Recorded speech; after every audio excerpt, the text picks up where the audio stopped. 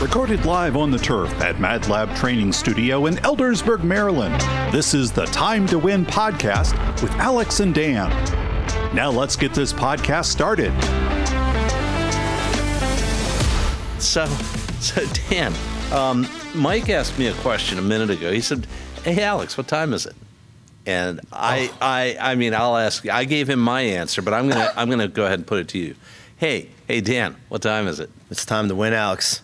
Where are we going, Alex? We're going straight to the top, Straight baby. to the top, baby. Straight to the top. Straight to the top. Hey Dan, who's number one? We are. We are. Yeah. All right. Well, we are the second most popular podcast in the world, I believe. But we're on our way to number one. Okay, so on that note, then, should we get started? I believe we should. Great. Okay, so you know what? Intern Seth has been so busy the last couple of weeks because our viewership is up. Yes. Last time I checked, we had I don't know, I don't remember the exact number. It was a couple thousand views on our last episode, right? I'd imagine so. And the office, like the mail is rolling in, right? Mm-hmm. And I just thought we should do the special Mailbag Edition today, right? The Mailbag Edition. I was wondering when we were going to open this up, you know? So today is Mailbag Edition of Time to Win podcast. And we've got letters here from our listeners. And I'm just going to pull them out. I haven't screened any of these things ahead of time, so I'm just going to pull them out. And That's dangerous. Let's just start with the first one. I love it, though. All right. I don't even know what's coming. Okay. So Dan, Billy Z from Kansas City. Billy Z. Says, he's addressing the question, what hill are you ready to die on? What hill am I ready to die on? I would say... Okay, you tuning in on this one, Billy Z, right? What hill? Dan's going to tell us what hill is he ready to die on. This is your question, Billy. Okay, Dan, take it away. What hill am I willing to die on? That is there's a million. You know, I have multiple hills really? that I'm going to lose my life to keep, which maybe is an issue. That makes your existence a little fragile. A little fragile, but you know what? Go ahead. I'm still alive. Okay, so what hill are you ready to die on, though? I would say the big one, if in all seriousness, would be if you're not thinking what you can bring to society. To me, your life is a waste at that point. Yeah. You're a waste of resources. I think you need to figure out what your strengths are and how you're going to use them to benefit society. Right. And I think not enough people do that. Right. And I think that is one of the biggest issues with society. Okay, so if I could paraphrase that then, you're ready to die on the hill of usefulness, right? Yes. Like you must be useful. And I will die on that hill. Is that what I'm hearing? That's what you're hearing. Okay. Yes, sir. Yes, sir. That's awesome. So I'll take it away from here. Then I'll tell you, Billy Z. It's different for me, right? Like I used to have a lot of hills that I was ready to die on, much like Danny Gilbert over here. And you know, like once upon a time, I had the hill of tidy. Okay. The hill of tidy, and I would go around the house after everybody in the house, and I'd be picking stuff up and putting it away, and I'd be getting more and more agitated. Like, what are these dishes doing in the sink? What are these towels doing on the floor? That's how my mom was. Yeah, actually, yeah. And it used to drive me nuts, and you know, it drove everyone else in the house nuts too. It was like a constant source of friction. Yes. And I read an article one time. It said, "Hey, you know, when you look at those dishes in the sink, Alex, you should be grateful, right? Because there's people that don't have any dishes, right? There's people that don't even have any sinks. There's people that don't even have any food to get the dishes dirty with." And I thought a lot about that. And it changed my head a little bit. And I decided that I was no longer willing to die on the hill of tidy, right? And I've gone through the different like existential threats, like the hills that might kill me, right. in my life, and I've made it one of my missions to start eliminating these things. Like I am no longer willing to die on that hill, right? Like the hill of you must put the knives in the second drawer to the left, right? So that is so that's actually brings me to something. One of the biggest hills that I erased from my life would be the hill of vengeance. That's what I would say. Good call. Somebody does something, and then I feel like I must dish out justice in some way. Totally. Right? Yeah. And that is a terrible, terrible hill to die on. One, it uses up a lot of your energy. Yeah. Two, there's a lot of negative impact that can come from all sorts of different ways that way. I love that Bob's here because Bob has literally seen me do this. Yeah. As Vengeful well. Dan. Yes. Yeah. And recent, so sometimes justice needs to be dispensed, but it probably does not need to be dispensed by me. Right. Like, did this used to be on your business card? Like Dan Gilbert, avenging angel. That's it right there. And it like in all sorts of ways, even stuff that happens now with my business. So for example, there's the business around here. Yeah. And we're close. We're close with a lot of business around here. So there's one, and then they started working with another fitness facility in the area. Younger Dan would have been like, why are they doing this? Right. But then I thought about it and I was like, one, I know why the one fitness center is doing that because they must be in some kind of trouble for them to do because I know a lot about what's going over there. Right. So that means like they're having their own issues and that has nothing to do with me. And then two, it just kind of makes sense for if somebody reaches out for a partnership for another business to be like, okay, and that also has nothing to do with me. There's no reason for me to get involved or worry or do any of those things or get upset about it. And I didn't at all. And it ended up being a complete non-issue. Right. So, right. But I could, younger Dan would have gone after that and been like, why, da-da-da, and then you lose relationships and all sorts of stuff. I know. It's stupid. I know. I told you before, things I'm trying to eliminate from my life. And I may have said this to you before, like, I got to drop the big dick energy, right? I remember you saying that. We had a podcast on that. Did we? Yeah, I think so, because you were talking about, I think it was the labeling people episode. Yeah. And you were talking about in the car, on the roadways, a little bit of road rage. Get rid of that. Yeah. Like, I mean, it used to be so bad. Like I was willing to die on the hill of green light, red light, right? Like driving up to an intersection. I have a great story about this, actually. I'll turn it over to you in a second. But I would be driving up to an intersection and like the karma of the universe was against me. It was like, green light, yes. I'm like 100 yards away, flips to yellow. I'm never going to make it, right? I'm like, oh, man, I'm cussing under my breath. And and my wife is like sitting next to me and getting like really uncomfortable with like, what a dick I am. Yeah.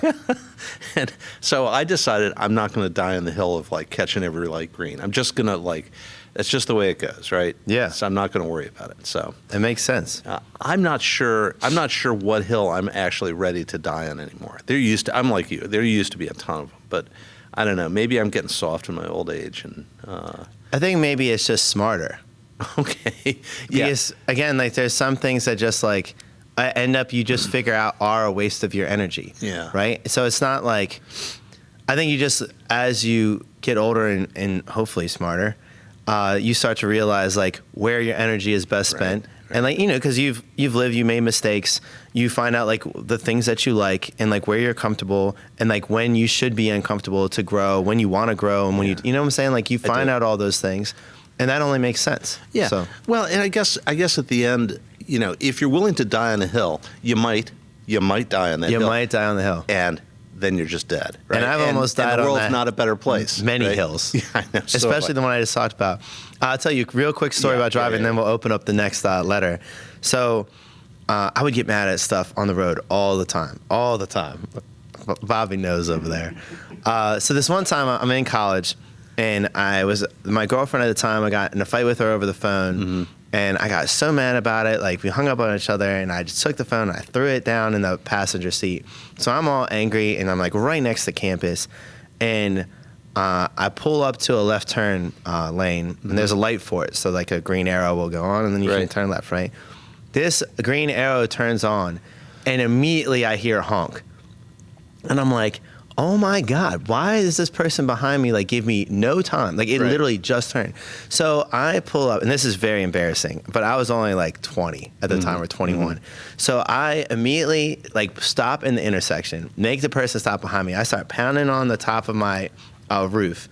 And then like they're like gesturing wildly too, because they obviously are probably upset because they have no idea what is going on at the time. So they pull up, and I'm like, man, this person, and like they were like kind of like making all sorts of things in the background or whatever because they're upset. So then I pull over into a parking lot, and I'm like, I was like, I'm ready to go with this person. And the person like looks at me, sees me pull over and get out of my car, and just looks at me and gives me like this weird look and then drives off. And I was like, whatever. I go to work that day, and one of my friends comes up. My friend Kelly comes up to me and was like, hey, I saw you in the intersection and honked at you, but I don't think you heard me. And I was like, Dan, you are an idiot. Yeah. And I was like, that poor person. So if that person is out there, I am so sorry about 20-year-old Dan, who is an idiot. But like that's like what I'm talking. That's like what we're talking about. Like it's just stupid. Because if you're gonna die on a hill, you're still dead. You're still dead. You're only dead, and it doesn't matter. 100%. Let's see what else is in this mailbag. Billy, I hope we answered your question. Yeah, and Billy, I'm sorry. This thing's gotten stacked with all this mail. So yeah, I mean, look at this. This is just, intern Seth was over there. He's like buried under the mailbags. I know. I know. And this, I just grabbed the first bag off the top. So. Okay, so this one's from Uncle Mike in Freehold, New Jersey. Uncle Mike. Uncle Mike from Freehold, New Jersey. That's not you, though, Mikey. Okay, Uncle Mike, I hope you're listening to this one. Dan, would you rather be lucky or good? Oh, that is a good question. So this is a selfish answer. So this is a dumb answer, too, right? I would rather be good. Okay. Mostly for just notoriety, and people be like, oh, Dan is skilled at this, and this. Where there's plenty of arguments to be lucky, probably more arguments to be lucky. Yeah. But I also wouldn't want to be known as lucky. I'd rather be known as good. Lucky Dan. Lucky Dan. Okay. I'd rather it be like, oh, Dan is so good at X, Y, and Z, or whatever it is. You know what I'm saying? I do. Yeah. So, like, conversely, I'd rather be lucky than good. Which is probably much smarter. I don't know about that. I'm not the smartest guy in the room by any stretch. But oh, I mean, there's a low bar in here today. But yeah, and I'm underneath it. Okay. So, no. No, I'd rather. And above us all is Mikey over there. Yeah. Producer Mike. Producer Mike. He's the genius of the He crew. is the genius. The brains of the operation. That's it right there. So I would rather be lucky than good, right? Because, I've seen plenty of guys in my life that were good, but they didn't make it. They weren't successful, right? But by whatever you want to measure that, right? But they were really good. They were really smart. They were hardworking. They produced excellent results, but they failed, and I don't know why they failed, right? Like, but it wasn't because they were good. And maybe it was because they weren't lucky. But I've seen a lot of people that had nothing going for them, and they won big time, right? Because they were lucky. Well, I have a couple questions about this. All right, so let's go to the person that was very good, had all these things going for them, but then just wasn't successful. Yeah. So then you start to think about like more of how the world and life works, and it becomes more of like some like existential questions, where it's like, well, if there's somebody maneuvering us in some way, then maybe it's because this person wasn't doing the things that they're actually, like maybe they're skillful at whatever they're doing, but that's not like what they're most skillful at and how they could be helping society more. So it'd be interesting where they are now. Or maybe there's some stuff that they were doing in the background that was not so great, and so maybe it's more karmic as well, right? And then maybe the person that didn't do whatever well, they won big or seemingly won big, but maybe in the background some bad things were happening to them. You see what I'm saying? Like there's a balance to everything, and we only know part of the story. So it just depends on what your definition of luck would be. That's a good one. Now I feel better about my answer. Yeah, right? I talked myself into it. Yeah, that's what you're supposed to do, right? I guess so. So, yeah, I have friends out there that say they don't believe in luck.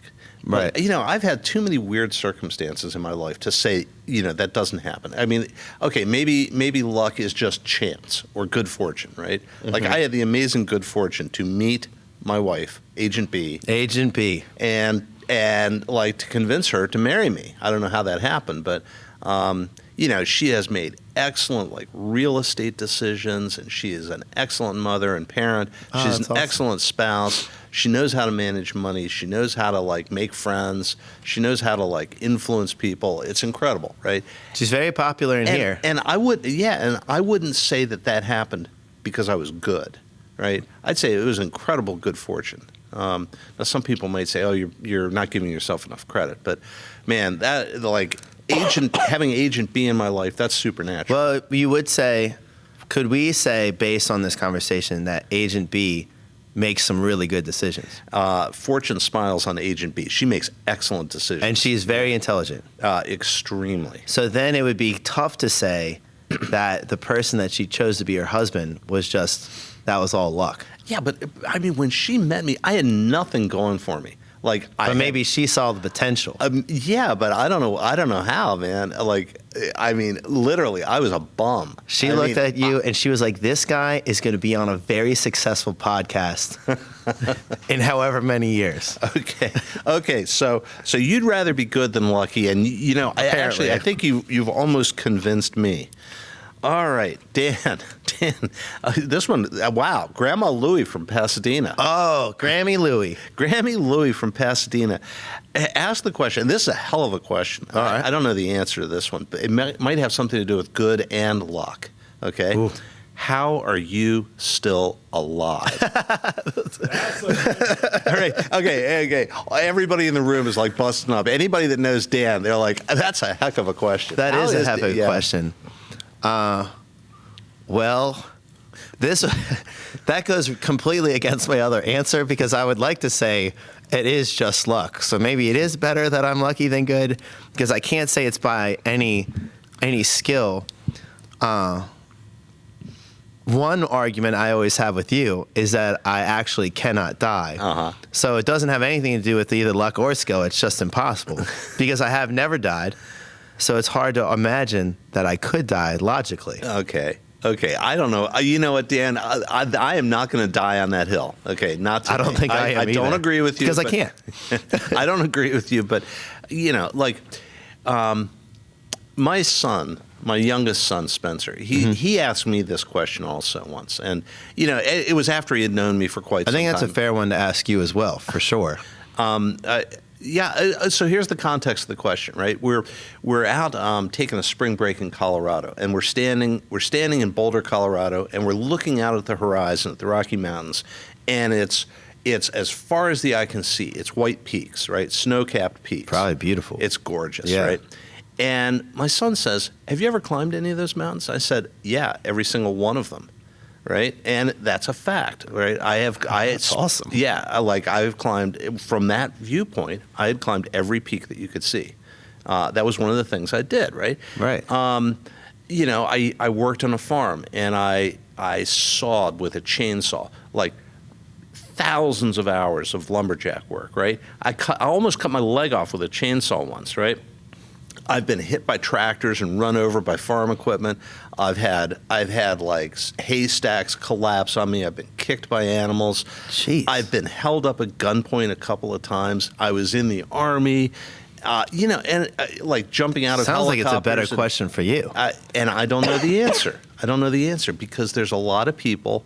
Like, I'm getting to the age where people I know are starting to fall off, right? They're starting to die. You were mentioning that the other day. And I don't know why I am, right? There's so many near misses in my life. Well, it's so many bad decisions. And maybe that goes back to lucky versus good. Maybe that goes back to And you know what I would say? Yeah. I would say that you're just that good. You're just that good, Alex. Which was why you're the man. Yeah, but I don't feel good, Like I feel lucky. Like maybe I'm underselling myself. I don't know. But it's crazy how many near misses I had. How many situations I should have absolutely been wrecked. Well, if we did break it down to science, right? And if we were looking at any kind of problem that way, and we were like, oh, this has happened over and over and over again, Yeah. we would not call that coincidence. Yeah. Right? Yeah. Even though Agreed. in the moment, and if you just do it in a vacuum story by story, you are like, oh, wow, I was lucky. Oh, wow, I was lucky.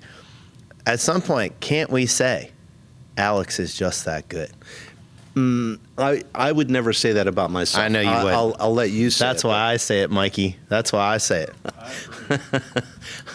But Dan, like we started off the podcast by saying, you will die on the hill of usefulness, right? Mm-hmm. Yes. And maybe that's it. Maybe, I don't know if you believe in the supernatural or fate or destiny. I don't know. I'm not sure that I was put on this earth for a purpose. If it is, I don't know what that purpose is. But probably to win.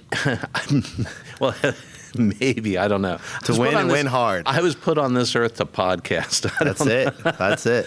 But, like maybe somewhere out there, like it will be revealed to me. And that's why I've been kept alive, long enough to like live out my purpose. I'm not sure.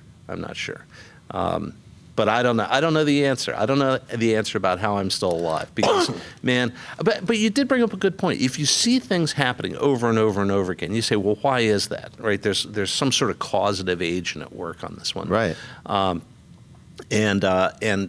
maybe I'm at least smart enough to not make the same mistakes twice.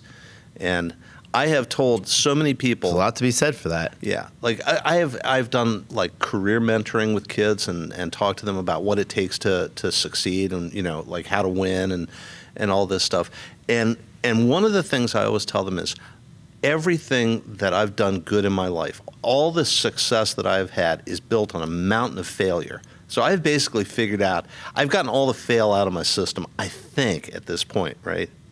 I can't say that for me. You give it another 20 years, Dan. You got at least 20 more years of failure ahead of you. Okay, I something to look forward to. Hell yeah! But every time you fail, right? That's done. You've failed. You've learned a new way not to win, right? And you don't do that. You don't repeat that again, right? So now I think I'm talking myself into the idea. I'd rather be good than lucky, right? Because we've come full circle. Dan is right. Yeah, okay, for the moment, right? But maybe we'll go full circle and you'll decide that luck actually works in your life. But yeah, I think I've gotten a lot. Maybe not all of it, but I've gotten a lot of fail out of my system, right? And you don't go back and redo those things. You're like, oh, if I do that, I will fail. I've been there. I've gone that way, and I know what happens, right? So I don't know. So in short, Dan has not died yet, and neither have Alex, because Grandma Louie, we're just that good.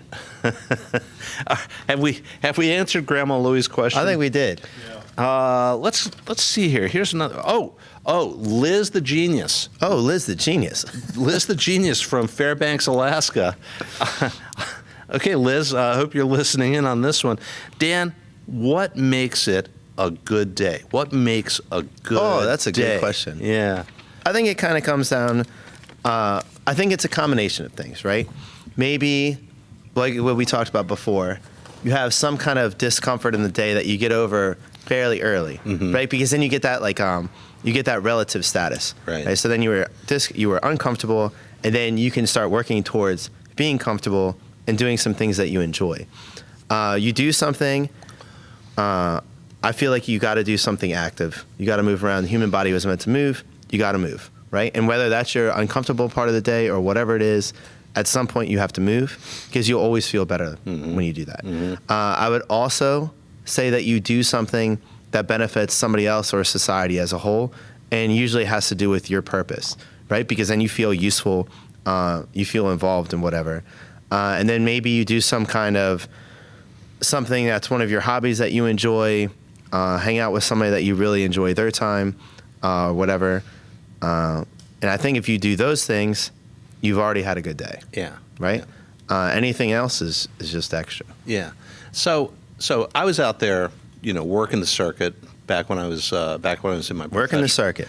I was surviving. Yeah. Thriving and surviving. That's Styling and profiling. That's it. And I loved going out to the production floor and meeting people that were actually doing the work, right? So I'd get down in the trenches with them, and I'd spend time in the production floor, and I hated could see you doing this. I have an image in my head. Yeah, actually. I hated being in the office, right? And I would travel to a site. Let's say I'd go to Germany, and they would have all these PowerPoints and spreadsheets, and they'd want to sit in a conference room with me and tell me how great they were, and tell me, just blow smoke, right? And it got to the point where when I would arrive at a site, I wouldn't even go to the office. I would go straight to the production floor, right? I wouldn't even announce my arrival. I would just appear out of nowhere, right? And I was walking around talking to somebody, and I said, how are you doing today? You having a good day? And they said, yeah, so far. And I said, okay, great. What makes it a good day for you? And she said, a good day is when I don't get yelled at work. And I thought, wow, that's awful. Yeah. That's so short-sighted. What is it about this situation that, like, why would somebody yell at you, or what are you doing? Why is your focus so limited? And I got to thinking, like, some people say, oh, it was a great day today because I made $50,000 on the stock market. Or today was a great day because, I got a call back from somebody that I've been interested in, and, they're paying attention to me now. They noticed. Or I got a job offer, or I got good news, right? And that makes a good day. Or I went, I got a PR in the gym, right? But this person's life was so miserable, or so shallow, or something. There was something missing in their life that to them a good day was a day you didn't get yelled at, right? I don't know. I'm pretty simple. For me, a good day is a day I wake up, right? But according to you, every day is the best day ever. Right. Which tomorrow has got to be one hell of a day. So somebody, I think I've told you the story about Stanley Lewis and, like, choosing to have a good day. Yeah. Okay. So I was having a bad day, right?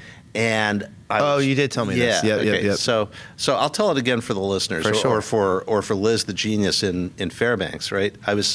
I was having what I thought was a bad day, and I'm walking across the loading dock, and this guy Stanley Lewis, he's always had a perpetual smile on his face, super upbeat guy, and he says, "Why the long face, Alex? I'm having a bad day. How about you, Stanley? You look like you're having another good day." He says, "I only do good days," right? And so I asked him, what do you mean by that? And he says, well, nobody in the world is so important that they have the authority to tell me how I should be feeling, right? How I feel is my choice. And if I have a choice, I'm going to choose to feel happy, right? Okay. And that day, I decided I'm not going to have bad days anymore. And I haven't had a bad day since, like, 2003 when I had that conversation with Stanley Lewis. Good old Stanley. Yeah. I just said, I'm not going to, if I get to choose, then I'm going to choose to have a good day. What did he do? He drove a forklift. I mean, he was just a wage guy, That's awesome. He was I was about to say he was nobody special. He was clearly somebody extraordinary. Yeah, right? I would say so. But, you're still talking about him. Yeah. Stanley Lewis is no longer on the face of the earth, but the memory lives on. R.I.P. Stanley. Yeah. The memory lives on. And so since then, taking Stanley's cue, I don't have bad days. I still have a lot of hard days. Right. But I don't, I mean, maybe I do have a bad day once in a while, but I recognize it and I say to myself, okay, fix that attitude, right?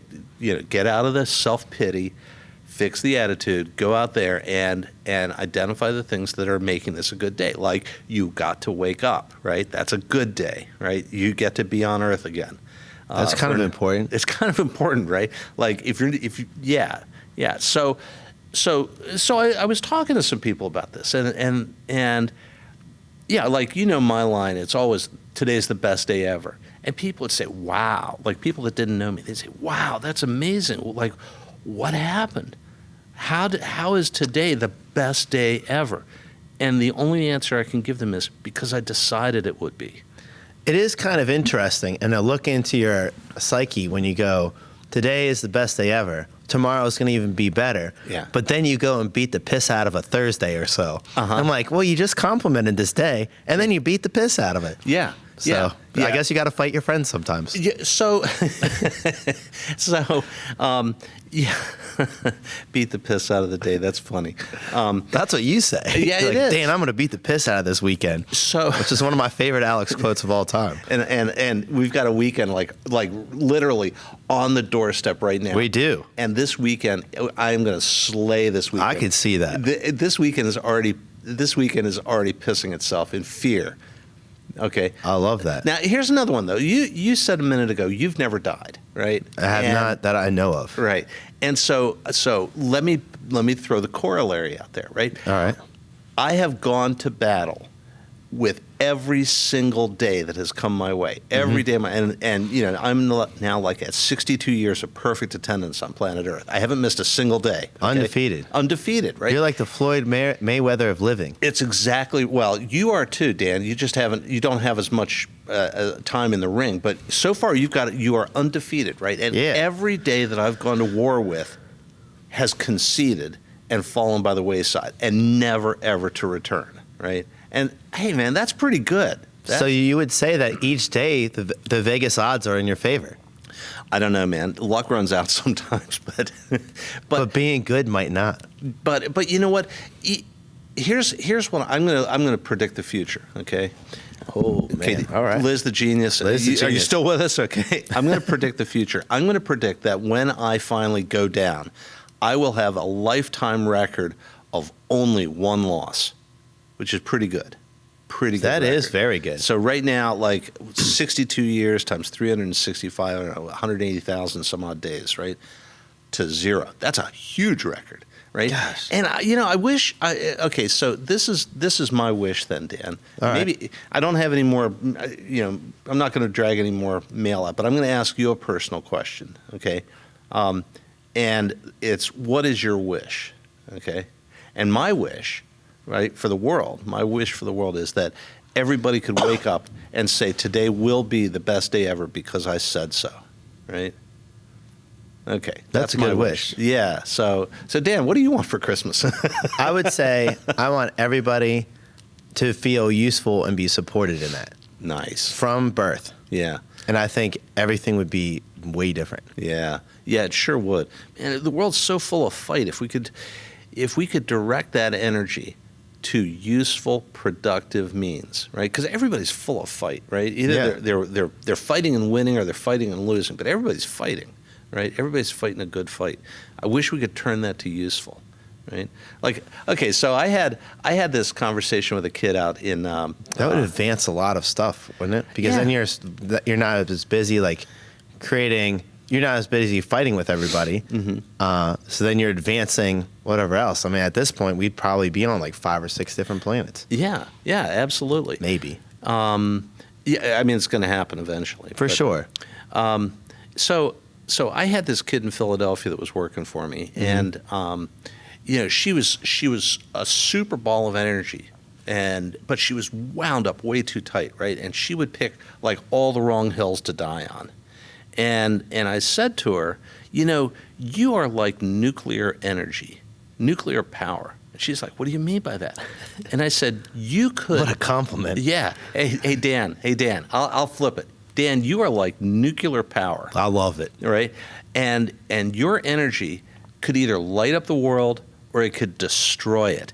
And I need you to make the right decision, right? And this is the conversation I was having with this kid in Philadelphia. Like, are you going to choose to light up the world, or are you going to choose to destroy it? And I need to know now, because if you choose to destroy it like you've been doing, I am going to take you out of the game, because I don't want the world destroyed, right? So yeah. Like, and to me, that's like waking up and making it the best day ever, right? That's true. Like, turn on the nuclear power plant and do not destroy the world, whatever you do. Dang. Well, it could be like Batman, where he says, some men just want to watch the world burn. I know, that's crazy. I don't think I've met that person yet, but I know the line. I've seen a bunch of people that are like really? that. Yes. Man, we got to take them out of the game, Dan. You're not kidding. I feel like they kind of take themselves out of the game. Yeah, though. they kind of do. Yeah. This would be a good time to do some shout outs. Okay. Let's see here. Oh, great. So Dan, Sorry. we always shout out to Adam. Okay. Always. Adam at CNA Auto, and you do it CNA better than Auto. I do. So why don't you do your shout out to Adam, and I got one teed up. I actually just got my brakes done by CNA Auto. Perfect job. They were screeching and squealing. I felt like they weren't going to work after a little bit, and I took it right to Adam. I thought I would leave it there for like 3 or 4 days or whatever. I had stuff to do on the weekend, and we were like thinking about traveling. And I was like, well, if we can't use my truck, I don't know if we'll go or whatever. Adam had that turned around in a day. Yeah. I couldn't believe it. And they had somebody, when I dropped it off, they drove me back here, dropped me off here, and then they had somebody return my truck to me.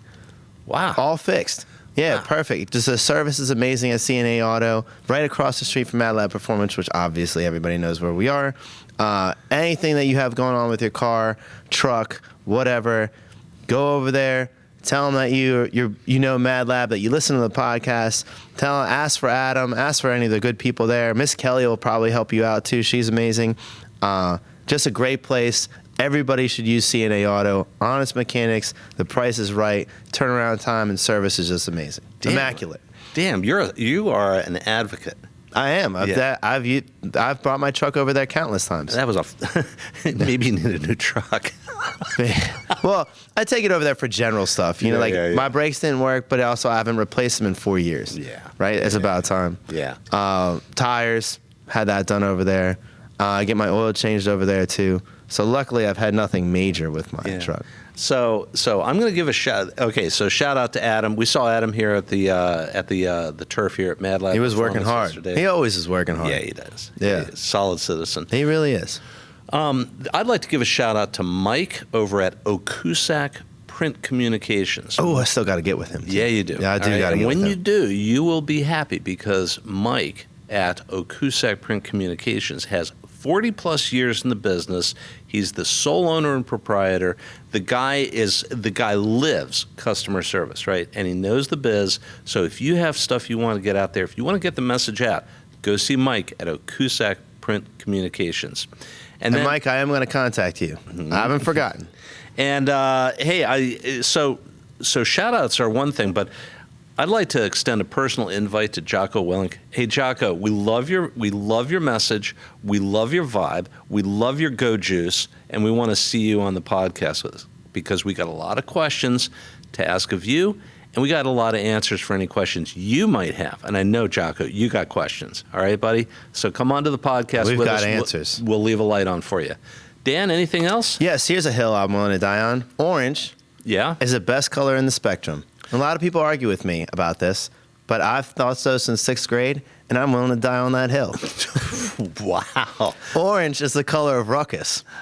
That's what I've said since 6th grade, and I'm still going to die on that hill, and I'm never going to change that. I don't even know where to go with that one. That's I'm not fair. going to challenge you. Dan, that is your hill to die on. I love it. Go for it, man. Fair enough. Fair enough. All right. Hey, Dan, what time is it? It's time to win, Alex. Until next time. Until next Keep time. on winning. You're the man. Nah, I'm just some guy.